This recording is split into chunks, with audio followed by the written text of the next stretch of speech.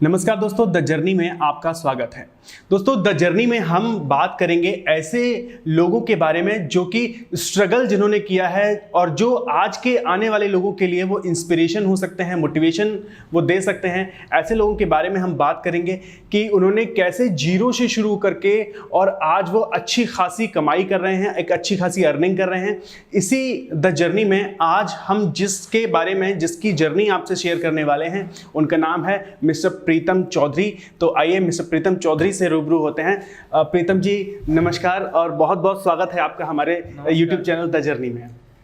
सबसे पहले मैं आपसे यही जानना चाहूँगा कि आप हमारे दर्शकों को ये बताएं कि आपकी शुरुआत कैसे हुई और आप अपना परिचय दें पहले हमारे व्यूअर्स को। नमस्ते, मेरा नाम प्रीतम है और मैं ब्लॉगिंग करता हूँ, सॉफ्टवेयर डेवलपमेंट और PHP वगैरह के ऐप्स वगैरह बनाता हूँ। और शुरुआत मेरी 2014 से मैं ये काम कर रहा हूँ फुल टाइम। उससे पहले मैं पार्ट टाइम में करते थे। ओके, अब मैं ये जानना चाहूँगा आपसे कि अप्रॉक्स, जैसे आपने अभी हमें बताया कि मेरी आपसे जब पहले बात हुई तो आपने बोला कि करीब करीब 3 से 4 हज़ार डॉलर के आसपास आपकी अभी अर्निंग है। अप्रॉक्स अगर हम इंडियन करेंसी में बात करें तो करीब करीब 2,80,000 या 3 लाख के आसपास आपकी पर मंथ की अर्निंग रहती है। हाँ जी, मेरी उतनी अर्निंग हो जाती है। तो चलिए अब हम ये शुरू करेंगे कि आपने कहाँ से स्टार्ट किया। आपकी सबसे पहली, आपने जब कोई वेबसाइट या कोई ब्लॉग बनाया होगा तो वो कब आपने पहला ब्लॉग कब बनाया आपने? ये मैंने सबसे पहला अपना जो नॉन प्रोफेशनल ब्लॉग है वो तो 2012 में बनाया था। वो एक टेस्ट के तौर पे 2012 से मैंने करे। कहाँ, किस प्लेटफॉर्म पे बनाया था? ये मैंने ब्लॉग स्पॉट करके जो ब्लॉग स्पॉट पे बनाया था। ओके, वहाँ से मैंने सीखा था सबसे पहले बनाना। प्रोफेशनली मैंने 2015 से करा है, मतलब फुल टाइम डोमेन वगैरह लेके और अपना एस्टेब्लिश करके उसको 2015 से। ब्लॉगिंग से, वेबसाइट से पहले आप मतलब क्या करते थे, बैकग्राउंड कैसा है और ये सब चीज़ थोड़ा सा बताएं हमारे व्यूअर्स को।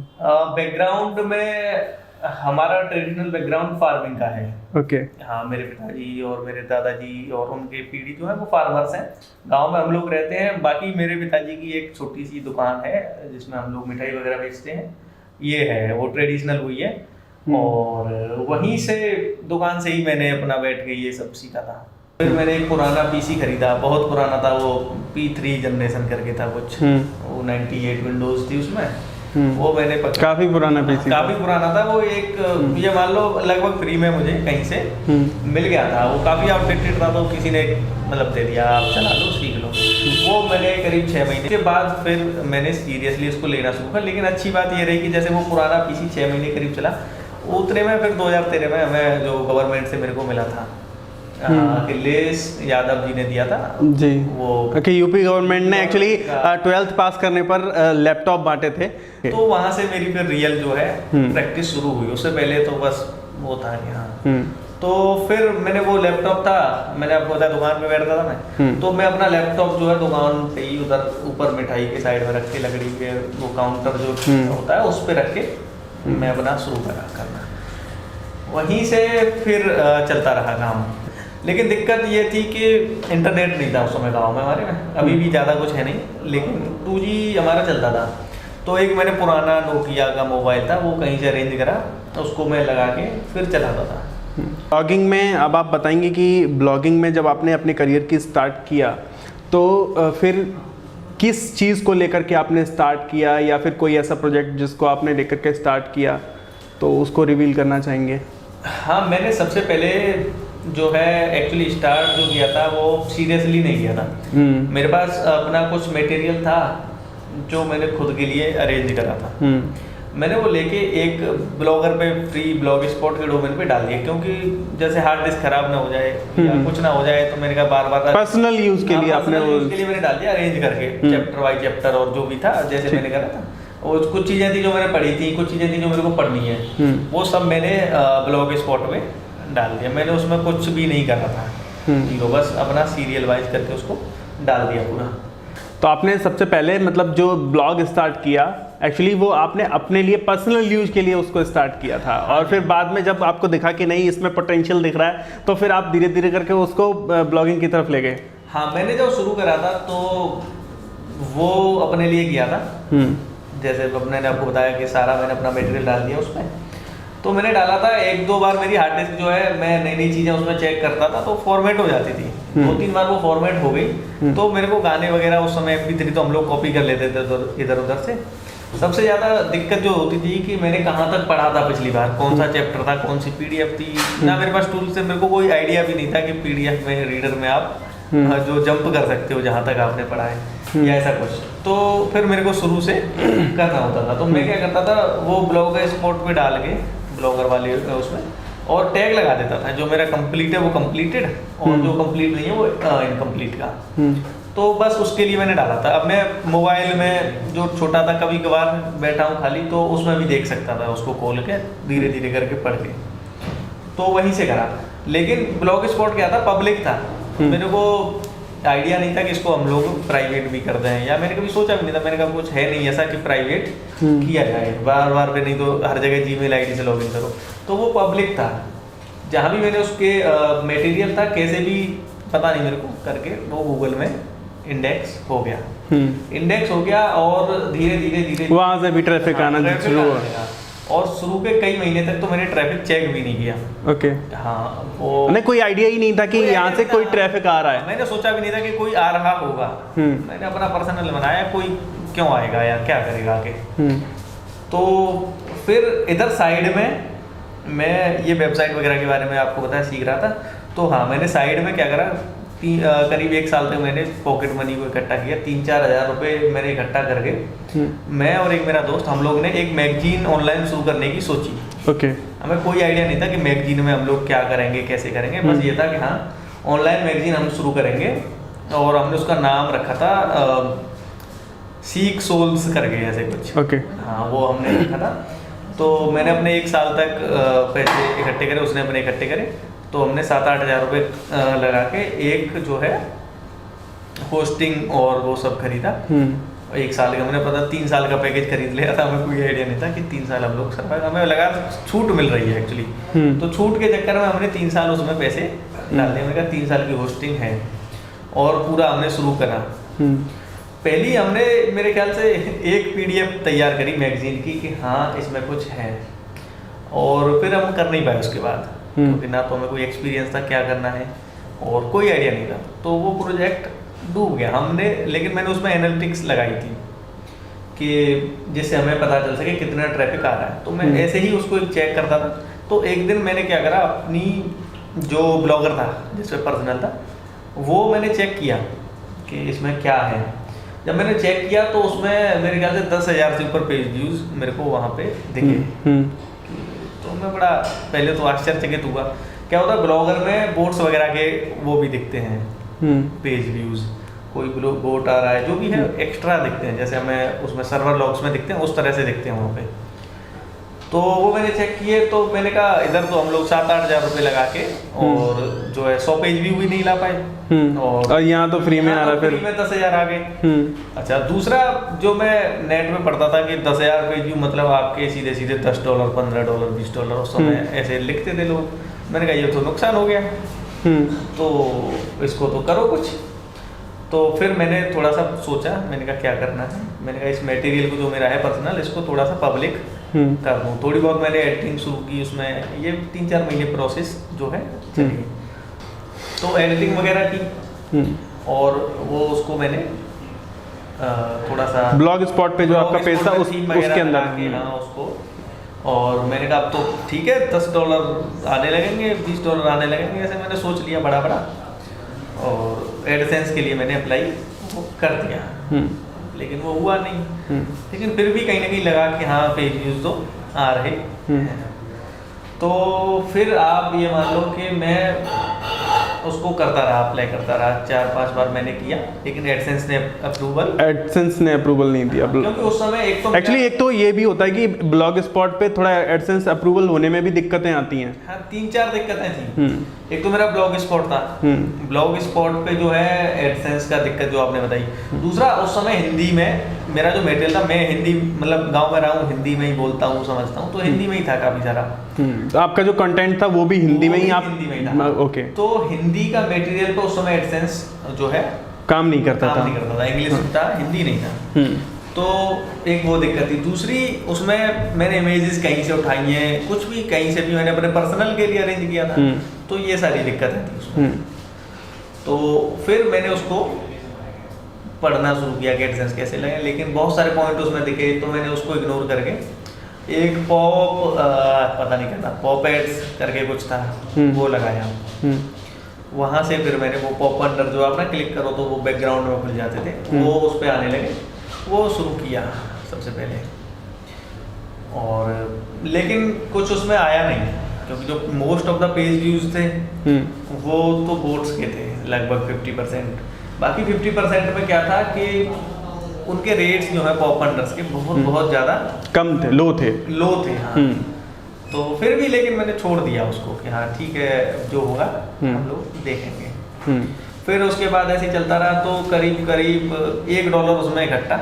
$1 तो ये कब $1 आपका कब इकट्ठा हो पाया? पहला $1 आप ये मान लो, मैंने शायद 2014 में सितंबर अक्टूबर में ये लगाया था, और उसको नवंबर दिसंबर के करीब जाके 2-3 महीने में वो जाके $1 इकट्ठा हो गया। मैंने कहा $1 हो गया आज, तो मैं बड़ा खुश था। फिर मैंने कहा इस $1 से जो है मैं डोमेन नेम खरीदूंगा 99 सेंट वाला। ओके। हाँ, एक साल में $1 में जो मिलता है। ये 2014 की बात है। हाँ, ये 14 की बात है। ट्रैफिक आ रहा था उसमें, मैं सीख भी रहा था, लेकिन पैसे नहीं थे जिनमें। तो $1 जो इकट्ठा हुआ, मैंने अपने दोस्त को बोला, मैंने कहा भाई तू मेरे को ₹100 उधार दे। मेरे पास उस समय वो नहीं था, नेट बैंकिंग नहीं थी। ओके। हाँ, ना क्रेडिट कार्ड था ना डेबिट कार्ड था। तो डोमेन जब मैं परचेज करने गया तो कैश तो लेते नहीं वो लोग, तो बड़ी दिक्कत है। तो मैंने अपने एक दोस्त से ₹100 का नेट बैंकिंग का, मैंने कहा नेट बैंकिंग का पैसे यहाँ पे काट दे, और मेरा $1 है, मैं तुझे दे दूंगा जब भी आएगा। और उस टाइम पे ये नहीं पता था कि वो $1 अभी हमारा क्रेडिट नहीं होगा। हाँ, वो क्रेडिट नहीं, ये तो मेरे को पता था। मैंने कहा एक हो गया है तो अगले महीने से मैं 6 कर दूंगा, इसको पता नहीं, जोश था उस समय। तो मैंने उससे लेके फिर मैंने डोमेन नेम परचेज किया, जो मेरी पहली वेबसाइट थी उसका। और नाम मैं उसका नहीं लेना चाहूँगा, वो काफ़ी विवादों में रही थी, तो लेकिन मैंने उसको पहले परचेज किया 200 से ₹100 लेके। ये मैंने नवंबर में अक्टूबर में किया था। फिर मैंने सोचा 2015 से इसको फिर मैं प्रोफेशनली इसी काम में आऊँगा और ढंग से शुरू। अभी वो ब्लॉग आपका अभी भी चल रहा है? हाँ, मैं दुकान पे बैठता था, ब्लॉग चलता था, साइड में हम लोग काम करते थे। तो मैंने सोचा 2015 से दुकान से मैं हटूंगा, मैंने कहा कुछ करूँगा और ब्लॉगिंग शुरू होगी प्रोफेशनली। तो ऐसे करके मैंने शुरू किया।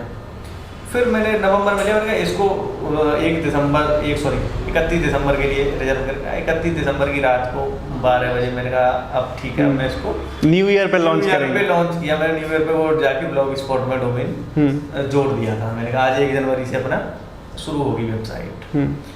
बस फिर तो वहीं से शुरू हो ही गई। वो जैसे ही उसमें लगा, डोमेन लगा, तो ये मान लो ऑटोमेटिकली एसईओ में कहीं बेनिफिट मिला, लोगों को नाम भी याद होगा। वो ब्लॉग स्पॉट का जो नाम था टेढ़ा मेढ़ा था, उसका कुछ सेंस नहीं था, तो उसकी जगह उन्हें एक डोमेन नेम मिला। तो ऑटोमेटिकली मेरा ख्याल से फरवरी मार्च तक मेरा रेवेन्यू जो है महीने में ऐसे $10-12 तक हो गया था। मैंने कहा ठीक है। तो एक पे आउट मेरे को $25 का शायद नहीं मिला, नहीं था एक्चुअली, पेपल नहीं था, तो लेकिन हो गया था इकट्ठा। वहाँ से शुरू हुआ ये पूरा काम। अभी कितनी वेबसाइट्स या कितने डोमेन्स आपके चल रहे हैं? मतलब कितना ब्लॉग चल रहा है, कितने ब्लॉग चल रहे हैं? डोमेन्स तो मेरे पास करीब 15 से 20 होंगे, बट सब पे काम नहीं हो रहा है। काम नहीं, कुछ जैसे अलग अलग चीज़ों के लिए यूज्ड है, लेकिन रनिंग में मेरी 3 वेबसाइट्स हैं जिनसे आप अर्निंग कर रहे हैं। हाँ जी, 3 हैं। 3 वेबसाइट्स हैं जिनसे अर्निंग कर रहे हैं। और यहाँ पे कमाल की बात यह है कि दोस्त से ₹100 उधार लेकर के इन्होंने स्टार्ट किया था, और वहाँ से आज तक की ये जर्नी जो है वो हमसे शेयर कर रहे हैं प्रीतम चौधरी जी। गांव में आप 20,000 कमाते हो तो एक स्टेटस टाइप में आपका होता है कि हाँ आप 20,000 रुपये कमा रहे हो, कम लोग कमाते हैं।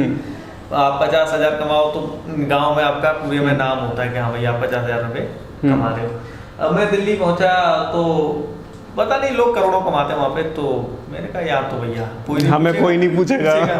तो उस तरह से कॉन्फिडेंस होता। दूसरा, एक बार आ गया था, घर वालों को लगा ये तो फिरकी देगा, तो उन्होंने कहा ठीक है जा, उन्होंने सीरियसली नहीं लिया। फिर उन्होंने एक चीज़ मेरे से शुरू की कि भैया तू एक काम कर, जो सीरियस इनकम आने में भी टाइम लगा 1 साल का। तो वो 1 साल में उन्होंने कहा कि 10-5 हज़ार रुपये जो भी तू कमा रहा महीने पे, ये तो तू नौकरी के बाद भी कर सकता है, मतलब कि पार्ट टाइम भी कर सकता है। हाँ, तो पार्ट टाइम उन्होंने गवर्नमेंट जॉब का उन्होंने मेरे को कहा, उन्होंने प्राइवेट पे उनको भरोसा नहीं था। उन्होंने कहा गाँव में कि तू सरकारी नौकरी लगा ले और अपना ये काम तो तू साइड में कर लियो, जो वहाँ पे खाली बैठा या टाइम मिले जो भी कर लियो। तो एक बार मेरे दिमाग में भी आया, मैंने कहा यार बात तो सही है, सरकारी कर लेता हूँ। लेकिन फिर मैंने फिर सीरियसली सोचा, मैंने कहा ठीक है रिस्क तो है, लेकिन रिस्क फिर उठा ही लेता हूँ। मैंने कहा मैं सरकारी नहीं करूँगा। तो इस बात पे हमारे काफ़ी घर वालों में और मुझ में काफ़ी ज़्यादा जो है अनबन टाइप की रही कि मतलब वो फॉर्म वगैरह में नहीं भरता था, निकलते थे गाँव से लोग भी सिलेक्ट होते थे मेरी उम्र के 3-4 लोग मेरे साथ के जो दोस्त थे वो हो चुके थे। तो इस पे घर वाले कहते थे कि देख भाई हमने तेरे को वो वहाँ पढ़ाया। मैं एक्चुअली गांव में नहीं पढ़ा था, मैं गांव से थोड़ा सा बाहर जहाँ कस्बा है वहाँ पढ़ा था। ऑलमोस्ट बाकी सारे लोग गांव में पढ़े थे हमारे। तो मेरे को तो घर वालों का ये कहना रहता होगा कि वो लोग देख गांव में पढ़कर भी कितने आगे निकल गए। उन्होंने कहा था कि देख वो यूपी बोर्ड में, एक्चुअली गाँव में यूपी बोर्ड के स्कूल थे वहाँ पढ़े थे, उन्होंने मेरे को CBSE में एडमिशन दिलवाया था। तो उन्होंने कहा CBSE में तेरे को हमने पढ़ाया और बातें आ गई हैं तुझमें और काम तो बिल्कुल आया नहीं, तो कुछ करेगा है नहीं। और ऐसे करके उन्होंने कहा, मैंने कहा ठीक है वहीं से। लेकिन धीरे धीरे मैंने सोचा अब कुछ तो करना पड़ेगा, तो शुरू की चीज़ें और फिर डिटेल में पूरी तरह उम्मीद के साथ। चलिए अब थोड़ा टेक्निकल की तरफ बढ़ते हैं कि आपने जो ब्लॉग आपका इस टाइम पे अर्निंग आपको अच्छी दे रहा है, तो वो कौन सा ब्लॉग है? आप उसका नाम रिवील करेंगे कि कौन सा ब्लॉग है जो आपको अभी अर्निंग दे रहा है, और अप्रॉक्स कितने अभी विजिटर्स उस पर आते होंगे और कितनी अर्निंग आप उससे कर रहे हैं? देखिए ये एक्चुअली क्या हुआ है, जब से लॉकडाउन शुरू हुआ है तो चीज़ें काफ़ी चेंज हो गई हैं। लॉकडाउन से पहले मेरी एक वेबसाइट थी गवर्नमेंट जॉब से रिलेटेड, जो मैं देखा था ना, मैंने कहा जॉब का क्रेज है, घर वालों में मेरे में भी था। तो उस समय क्या था कि कोई ऐसी वेबसाइट नहीं थी जहाँ पे आप ना जॉब्स को देख सको। देखने की तो थी, फ्री जॉब अलर्ट करके होती है वेबसाइट, वो थी उस समय, अभी है वो। लेकिन कुछ ऐसा नहीं था कि जैसे आप ना अपनी फिल्ट्रेशन आप उसमें लगा सको कि भाई आपको 12th पास से चाहिए या कब से चाहिए। उसमें सिर्फ क्या होता था, न्यूज़पेपर की तरह आती थी खबर। अब आपको सारी की सारी 100 जॉब्स ढूंढनी पड़ेगी। अब आपको अपने हिसाब से जॉब उसमें सर्च करनी पड़ेगी। एक जॉब को पढ़ना पड़ेगा कि अब ये कर। हाँ, तो मैं हमारी वेबसाइट थी jobsarkari.com, ये करके ये हम लोग jobsarkari.com एक बहुत पॉपुलर वेबसाइट है इस टाइम पे, और लगभग अप्रोक्स कितने विजिटर्स आते हैं उस पर? अभी लॉकडाउन के बाद तो सारी की सारी जॉब्स की साइट का जॉब्स है नहीं अभी गवर्नमेंट सेक्टर में, तो कम है। लेकिन लॉकडाउन से पहले तक कभी कभी हमारे पास आप ये मान लो 2 lakh page views 3 lakh page views दिन में हो जाते थे। कभी कभी वो आंकड़ा 50 पे भी रह जाता, वो डिपेंड करता है जब कोई नई नौकरी निकलती है। तो जैसे नई नौकरी कोई आती है तो ट्रैफिक काफ़ी हमारे पास होता है। और इस नीच में काफ़ी कंपटीशन भी है, तो उसका कभी कोई आपको उसका कोई फॉल बैक मिला हो या फिर कुछ ऐसा लगा हो कि नहीं ये मुझे कंपटीशन में मुझे ज़्यादा स्ट्रगल करना पड़ेगा, बहुत ज़्यादा मेहनत करनी पड़ेगी, या कभी किसी कंपटीशन में ऊपर नीचे कुछ अप डाउन रहा हो?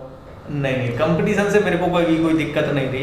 इसमें एक्चुअली मेरे को 2-3 बार ये जरूर हुआ है कि जो एम्प्लॉई हमारे यहाँ काम करते थे, जैसे मैंने यहाँ पे आगरा में ऑफिस सेट किया, तो जॉब सरकारी के लिए हमने कुछ लोगों को हायर किया था शुरू में, तो उन लोगों ने जाके अपनी जॉब की साइट जरूर खोली। ओके, अच्छा, जिन लोगों मतलब जो लोग आपके यहाँ जॉब कर रहे थे उन्हीं लोगों ने अपनी साइट से उन्होंने देखा कि यार इसमें तो काफ़ी अच्छा पोटेंशियल है, करना कुछ नहीं होता है बस। ओके, तो वहाँ पे मेरे को थोड़ा कॉमेडिक सिचुएशन हो गई। मैंने कहा ऐसे इतनी जल्दी नहीं होगा, लेकिन इसके अलावा कंपटीशन से कभी दिक्कत नहीं रही, क्योंकि हमने उसको ज़्यादा ध्यान में कभी कंसीडर मैंने करा नहीं। पर्सनली मैं कंपटीशन को कभी वो नहीं देखता कि कंपटीशन है, मैं अपने हिसाब से मैं काम करता हूँ। और वैसे भी आपकी साइट पे वैसे भी कंपटीशन आता नहीं, क्योंकि आपकी साइट हमेशा टॉप पर ही रहती है। हाँ नहीं, अब तो आने लगा है। अब तो जैसे मैंने आपको बताया, तो ये हमने 14-15 में शुरू की थी उस समय, तो पॉपुलर तो बाद में आके हुई है, 17 में आके काफ़ी पॉपुलर हुई। लेकिन 14-15 में जब हमने बनाया था तो मेरे ख्याल से शायद ही कोई वेबसाइट होगी। हमने इसमें जो फिल्ट्रेशन मैंने बताया आपको कि आप जेंडर के हिसाब से कर सको, आप फीमेल हो फीमेल के हिसाब से कर सको, मेल के हिसाब से अपनी क्वालिफिकेशन क्या है, लोकेशन क्या है, और इवन हम लोगों ने एज ग्रुप के फिल्टर लगा रखे थे, कितने से कितने, वो सारा हमने बनाया था। उसके बाद क्या हुआ कि बहुत सारी वेबसाइट्स ने जो हमारी साइट थी तो वो चीज़ें देखी मैंने, तो वो चीज़ें देख करके उन लोगों ने कॉपी करना शुरू कर दिया। कॉपी कर लो या आप इम्प्रोवाइज कर लो उसको, कुछ भी कर लो, वो शुरू किया उन्होंने। तो आज काफ़ी सारी वेबसाइट्स में वो सारी चीज़ें अवेलेबल हैं, लेकिन वो मेरे को कोई उससे भी टेंशन नहीं, वो है ठीक है। तो अभी अप्रॉक्स लॉकडाउन से पहले तक कितनी आपकी रेवेन्यू उससे कितना जनरेट होता होगा? वो वेबसाइट क्योंकि, से अकेले से हमारा रेवेन्यू मतलब वैसे तो वेरी करता था, लेकिन कहीं एक एवरेज पे $2,000 $3,000 कभी कभी उससे भी ऊपर भी जाता था, $4,000 तक पहुंच जाए, 3 वो ऐसा कुछ। वो एक अकेली वेबसाइट से? हाँ, वो अकेली वेबसाइट से रहता ओके। और उसके अलावा फिर और भी आपने बताया 2-3 वेबसाइट आपकी चल रही हैं तो? हाँ जी, तो वो अलग हैं उनसे। मैं बताऊँ आपको, जो एक साइट थी जो मैंने आपको बताया सबसे पहले शुरू की थी, वो मैंने सेल कर दी थी उसी समय। ओके। तो वो उससे लेकिन $700-800 कमा लिए थे आपने? हाँ, मंथली उसकी अर्निंग थी। ओके, $700-800 उसकी पर मंथ की अर्निंग जैसे थी। ही वो वहाँ पे पहुंची, मैंने उसमें काफ़ी चीज़ें जो गलत करी थी, जो मेरे को नहीं पता था कैसे। जैसे कि क्या चीज़ गलत करी होगी?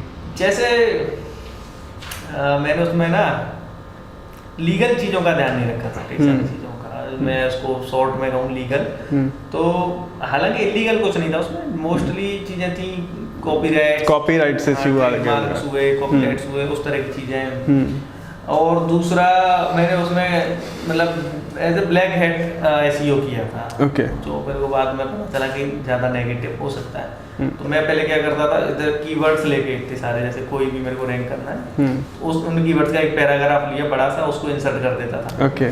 तो बड़ी जल्दी पेज रैंक हो जाते थे उससे। और इसके अलावा मैंने क्या किया था, जैसे ना हिंदी में उस समय गूगल भी पता नहीं हिंदी को कैच नहीं करता था या पता नहीं क्या, हिंदी में मैं लिख देता था कि हमें थैंक्स कहें या ऐसे करके कुछ डाल देता था। उसमें जैसे ही बंदा क्लिक करता था, एक गूगल का अपना पेज खुल जाता था नया सर्च का। उसमें जो कीवर्ड हमने डाले थे वो सर्च होके ऑटोमेटिकली आ जाता था। वो यूआरएल मैंने कॉपी पेस्ट कर दिया था, तो सर्च करता था अपनी साइट के नाम के साथ। ओके। जैसे मेरा कीवर्ड और फिर अपनी वेबसाइट का नाम, वो तो बंदा उस पर क्लिक करता था।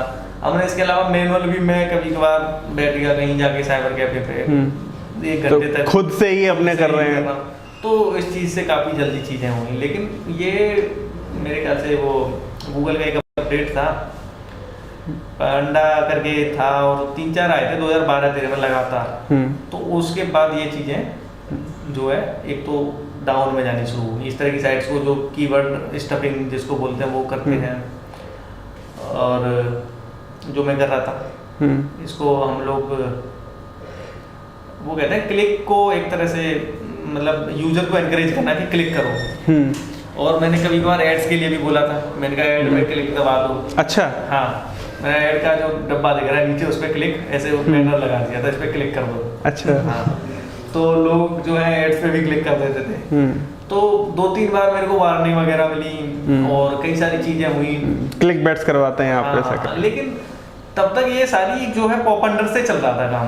ओके। तो कभी बैन नहीं हुआ, जैसे गूगल वगैरह में अगर मैं करता एडसेंस बैन हो जाता, लेकिन रैंक करती रही थी साइट। तो पॉप अंडर से ही वो $400, $500, $600 पे पहुंच गई। जैसे ही मेरे को पता चला ये सारी चीजें ब्लैक हेट में आती हैं, ये मैंने खुद ही सोच के करी थी। फिर मैं ऐसी जो फोरम वगैरह में एक्टिव हुआ, वहाँ पे मैंने पढ़ा तो पता चला ये तो पूरा अलग ही मतलब ब्लैक हेट है, और पता नहीं क्या नेगेटिविटी की तरफ जा रहे हैं, नेगेटिविटी की तरफ जा रहा है। तो मैंने फिर सोचा, मैंने कहा कुछ ऐसा करो भाई थोड़ा पॉजिटिव हो और जिसमें टेंशन ना हो। फिर मैंने देखा कि कोई भी साइट को उस समय गूगल मैनुअली टारगेट बहुत करते थे ये लोग। मैंने कहा अपनी मैनुअल टारगेट हो गई तो बड़ी दिक्कत हो जाएगी, तो फिर उसको सेल करा। तो मैंने उस पर करीब 4-5 महीने काम किया, सारे वो हटाए, कीवर्ड वगैरह सब हटाए, लेकिन रैंकिंग इतनी जल्दी डाउन नहीं होती। तो मैंने फिर उसको चलती रही, थोड़ी बहुत फ्लक्चुएशंस आई लेकिन चलती रही। तो फिर मैंने उसको पूरा तरह से जीरो कर दिया। वाइट हेड तो नहीं थी वो, लेकिन ब्लैक हेड भी नहीं रही, जीरो करके मैंने उसको फिर सेल कर दिया। मैंने कहा अप्रॉक्स कितने आप व्यूअर्स को बताएंगे कि कितने रुपए में या कितने डॉलर में आपने सेल करा उसको? सेल मैंने उसको करीब $8,000 में करी थी उस समय। $8,000 में। हाँ। और करीब $700-800 की पर मंथ की उसकी अर्निंग भी थी। हाँ, अर्निंग थी, उसके हिसाब से ज़्यादा में भी निकल जाती हूँ, लेकिन हाँ। मैंने ज़्यादा एफर्ट नहीं डाले। मैंने कहा ठीक है जल्दी इसको, मेरा जो प्राइमरी मोटिव था मैंने कहा इसको जल्दी निकाल। और सेकेंडरी मोटिव था कि पैसे कितने मिलेंगे। करीब करीब 5-5.5 के आसपास आपको मिले होंगे। 4.5-5 लाख के आसपास। तो मैं डॉलर थोड़ा 50-55 के आसपास चल रहा था। तो आपकी और भी जितनी वेबसाइट्स चल रही हैं तो उन सब पे सिर्फ एडसेंस ही आपका अर्निंग सोर्स है या कुछ और भी है, जैसे एफिलिएट वगैरह कुछ ऐसा? नहीं, एफिलिएट है मेरा, लेकिन वो काफी नेगलेबल है, उसमें मैं कभी ज्यादा गया नहीं। और ना ही मेरे को कोई प्रोडक्ट्स ऐसे ज्यादा बढ़िया लगे कि मैं भैया कलाबाड़ को उन्हें रिकमेंड करूं। मोस्टली जो मेरे को अच्छा लगता है फ्री टूल्स हैं सारे के सारे। अभी एलसी मीडिया प्लेयर को आप ले लो, वो अगर होता पेड तो मैं उसको रिकमेंड करता, लेकिन ज़्यादातर फ्री है तो कभी रिकमेंडेशन में देने की जरूरत नहीं पड़ी। अमेजोन वगैरह का एफिलिएट है, वो चलता है, वहाँ से लोग खुद ही सर्च करके कुछ परचेज वगैरह कर लेते हैं, वो ये नेगलेबल है। इसके अलावा जो मेन सोर्स है एडसेंस के अलावा वो है वेब डेवलपमेंट का मेरा काम। ओके। हाँ, वो अच्छा चलता है, वो एक्चुअली एडसेंस के बराबर ही कहीं है। ओके।